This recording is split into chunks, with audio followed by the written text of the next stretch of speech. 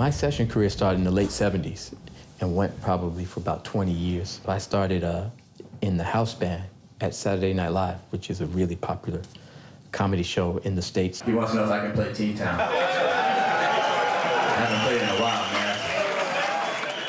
I was there for a couple of years, and I met David Sanborn and met a bunch of studio musicians in New York who began to recommend me.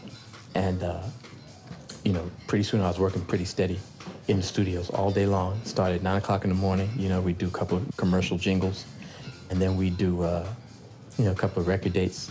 And so when I would do other projects, I'd have to, like, stop the sessions for a minute, you know what I mean, to do, you know, Miles Davis or David Sanborn or Jamaica Boys, anything like that. So it was a pretty full time. I've started using different techniques to make sounds out of the bass.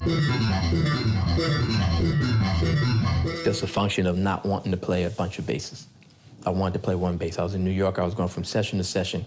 I didn't feel like carrying 3 basses on my back, and all the bass players that I admired all played one instrument. So I just use that instrument, and I use different techniques with my hands to get the different sounds, you know. Some guys would carry along a P bass with flat round strings just because they wanted that old school sound. I would just rest my hand on the strings and play with my thumb and get a muted sound and get close to the same thing without having to go through the whole rigmarole of carrying different basses and resetting up, you know. I've been blessed, man.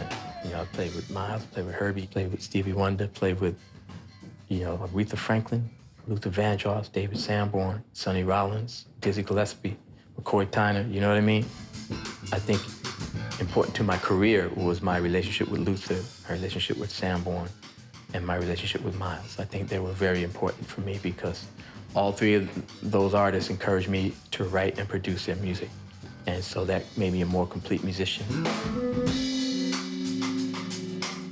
Working with Miles was beautiful, man. I think I was 21 when I joined his band.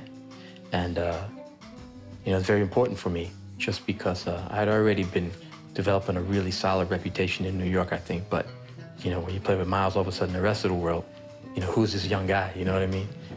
In New York, everybody's like, yeah, it's Marcus. He's been around for like 5, 6 years now. But for the rest of the world, they weren't aware. So playing with Miles really opened up the world to what I was doing.